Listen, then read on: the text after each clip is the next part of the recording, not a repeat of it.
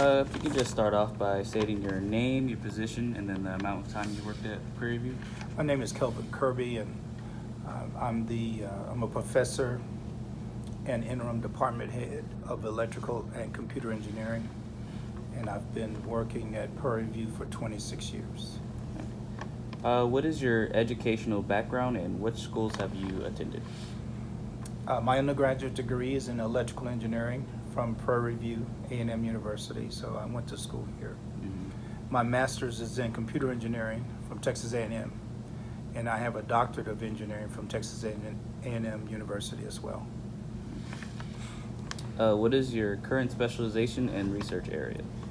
I specialize primarily in STEM research, and my research areas include multidisciplinary research. We've done a lot of radiation research. I'm not the scientist there, but I do.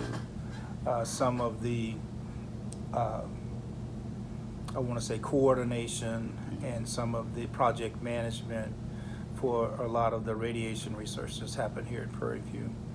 I also look at ways to help high school students transition from high school to college. So my preferred area is STEM education. What motivated you to become a scientist? Well, I grew up on a farm, my grandfather's farm, and during the summer I worked in his fields. Long hot days, sunrise, sunset, and I just wanted a better life. You know, having to work in the fields like that was something that I did not want to have to do all my life, and so I took interest in doing well in school. And then I've always loved science, like physics. That's what we could do in high school, and then upon graduating from high school, I received a scholarship offer here at Prairie View, where I accepted it and I came to college here. So you've always kind of wanted more for yourself and wanted to help others as well. More or less better for myself and a better lifestyle rather than working in the heat. And then education is a way to help others. So what motivated you to get your master's? Well, I was on active duty Army. I was an officer in the military, commissioned officer in the military, and I had completed my assignments and had performed well. And so the top 10 or 12% of every school year, every cohort is what we call it, every group of officers commissioned in that year, the top 12% get opportunities to go off and get a master's degree. Mm-hmm. And so I managed to fit that category. And at the time, computer engineering was becoming very popular.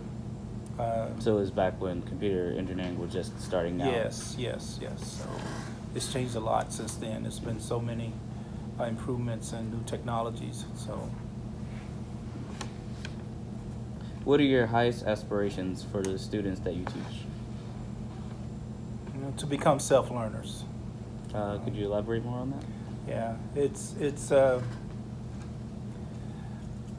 important for us to focus on learning and not just making grades.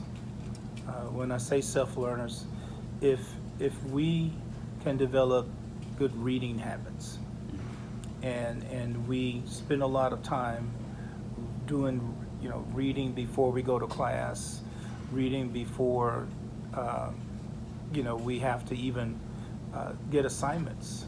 Mm-hmm. I think it would help students understand better and to learn better versus trying to just figure out how do I find the answer.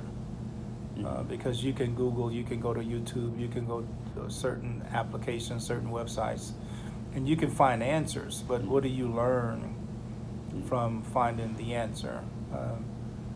Too many students, I think,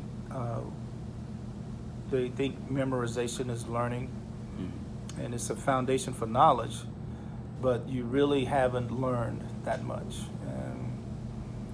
learning comes with how do you apply knowledge. Mm-hmm. For example, I mean, we can all add, we can subtract, Multiply, divide. we can multiply. But if I can't add and subtract and multiply, I can't do long division. Mm-hmm. So long division is an application of adding and subtraction and multiplication. Mm-hmm. So we have to understand those types of things. So How does your scientific training impact the way that you think and see the world? well, I think the opportunities are unlimited.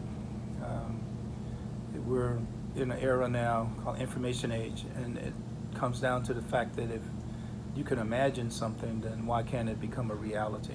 Mm-hmm. And so, we have Star Trek, we have a lot of, we call them sci-fi type movies, Mm-hmm. And things of that nature. And we used to call it science fiction. It's not, a lot of it's not fiction anymore. We look at some of the technologies and we go, wow, how did that happen? And all of it, some of it's actually capabilities. Mm-hmm. You look at a lot of the CIA type movies, and you look at some of the science fiction. A lot of that is a possibility today. Mm-hmm. It's not all just tricks and cameras and things of that nature. So I think that as we continue to move forward with technology and information age, and the more we can learn how to use information, I think the better off we'll be. Mm-hmm. So it's all kind of just the sky's the limit, and then whatever you can imagine. Exactly. Mm-hmm. We have so much data that's available to us, and understanding how to process and use it in the form of intelligence is really the key right now. Mm-hmm. What is your ideal dream as a scientist? Well, I think I'm there. Mm-hmm. I've already Not a Nobel Peace Prize? No. That's not what I'm driven by. I'm driven by helping people, and I'm back at Prairie View to serve. So I turned down an opportunity to teach at West Point to come back to Prairie View. So I got out of the service and came back because I wanted to give back, and this is home for me. Because you went to college here as well. And so I'm interested in helping the young people, find their way in life. And so it's not easy for you now, especially young black men. It's going to be a greater and greater challenge as time moves on, and we have to pay attention to what's going on around us, and I think if we can understand the fact that we're in a fight, spiritually, that our fight is against ignorance, lack of knowledge, and we really need to do a better job helping our students. Okay. Well, this is just the last question I have, and then we're good to go. Do you have any final words of encouragement to the students who are viewing this video? Yeah, I would tell them to read. You really need to start reading more, because reading has a lot to do with how we process information. Reading helps us become better writers, better speakers.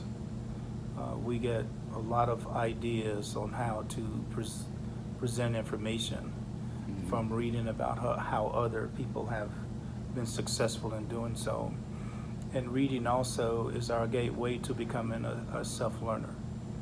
If I can read about something that's new, and I can understand and comprehend and do the research to make connections, then I'm able to walk away from that experience with knowledge and understanding, and with an application of how to use that knowledge.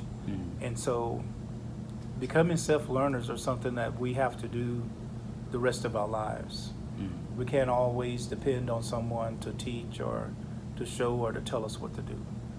We're going to have to seek knowledge for ourselves, and then figure out how to understand what's in front of us. And then we're going to have to apply the knowledge that we have. We can have knowledge and we can have understanding, but until we apply it, for the purpose in which we gained it, it doesn't do us any good. I often use the example. I said, well, If someone gave you a new car, would you leave it in the parking lot all semester? You know? And if you do, how intelligent is that? A new car has a purpose. So is knowledge. But we get it up here and we leave it in the parking lot. We don't do anything with it. I remember attending the summer program. Like you're saying, we're trying to go from $10 an hour to $48.50 an hour. $7.25. Yeah, there you go. Yeah.